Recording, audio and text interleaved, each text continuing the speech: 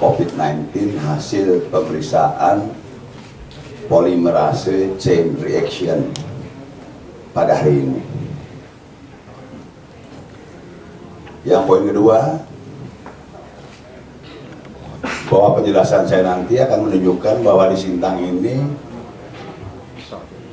sebenarnya sudah terjadi transmisi lokal.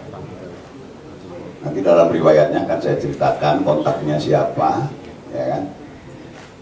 Tetapi alhamdulillah, puji Tuhan, puji syukur, apa yang dilakukan oleh gugus tugas COVID-19 sudah on the track. Sehingga sungguh pun dia transmisi lokal, tapi bisa kita lokalisir pada tempat domisili atau tempat kerja dari masing-masing pasien terkonfirmasi COVID-19.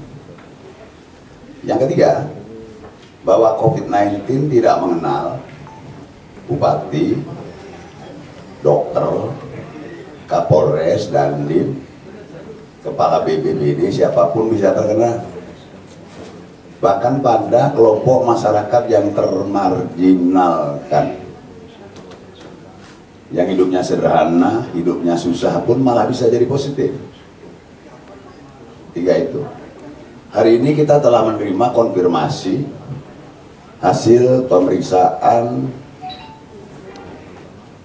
PCR dari laboratorium PCR di Untan, ya, Untan Pontianak. Konfirmasi 1, kita sebut dengan konfirmasi 1. Seorang wanita berusia 27 tahun berasal dari Teluk Menyurai.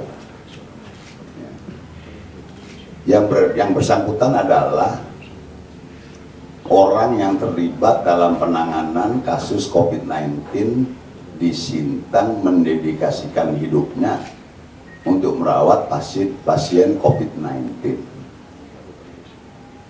Yang bersangkutan hidup sederhana, ya, petugas sebagai cleaning service. Kontak pertama dengan pasien COVID-19 tanggal 24 Maret 2020, yaitu dengan PDP 2, pasien corona positif dari Sanggau.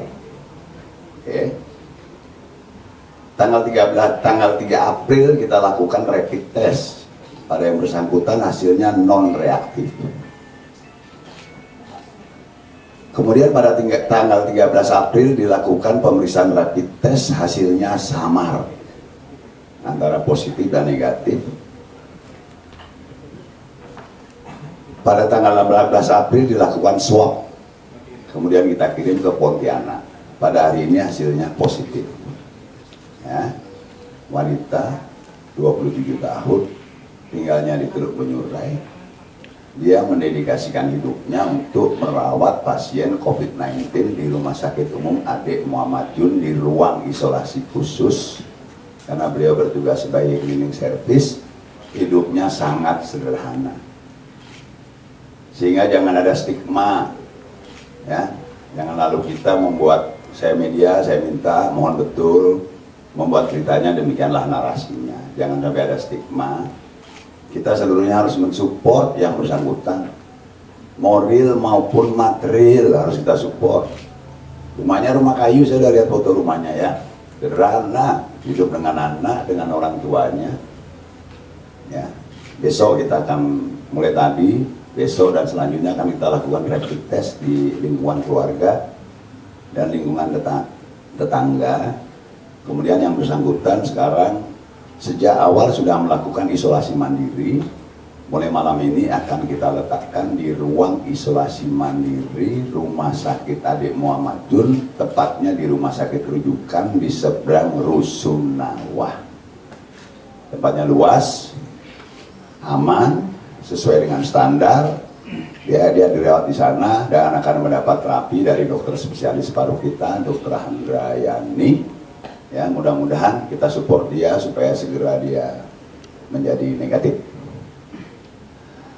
Pasien konfirmasi kedua, pria umur 30 tahun, Alamatnya di Jalan Darajuwanti, di Gang Kumpai atau Gang Aka ya tepatnya ya. Daerah yang kita lakukan pembatasan sosial berskala besar, laki-laki. Berhubungan erat dengan PDP 04 yang merupakan ayah kandung beliau. Kemudian sempat dirawat intensif di rumah sakit adik Muhammad Jun di ruang isolasi khusus. Kemudian insya Allah alhamdulillah meninggal dunia husnul khotimah. Sudah kita terapi, kemudian kita makamkan dengan protokol COVID-19. Sampai hari ini hasil labnya belum keluar ya, supaya clear ya, belum keluar. Nah, yang bersangkutan adalah anak kandung beliau. Kemudian kita juga bersyukur bahwa sejak 12 hari yang lalu sudah kita lakukan pembatasan sosial berskala besar di lingkungan sana. Jadi saya berharap aman ya. Malam ini juga akan kita tempatkan di ruang isolasi mandiri Rumah Sakit Umum Adik Muhammad Jun karena swabnya positif COVID-19 dan kita akan terapi sampai betul-betul sembuh. Jangan ada stigma. Yang bersangkutan juga perlu support dari kita semuanya ya. Perlu pemahaman kepada pihak keluarga dan yang bersangkutan. Tempat yang kita siapkan di ruang isolasi mandiri itu agak mewah tempatnya, memadai ya. Jadi memadai dan akan mendapat terapi yang enak di situ. Mudah-mudahan juga cepat sembuh. Kami sudah tahu dari tadi pagi, tapi memang protokolnya adalah pertama yang mengumumkan pasien positif COVID-19 haruslah juru bicara gugus tugas COVID-19 nasional.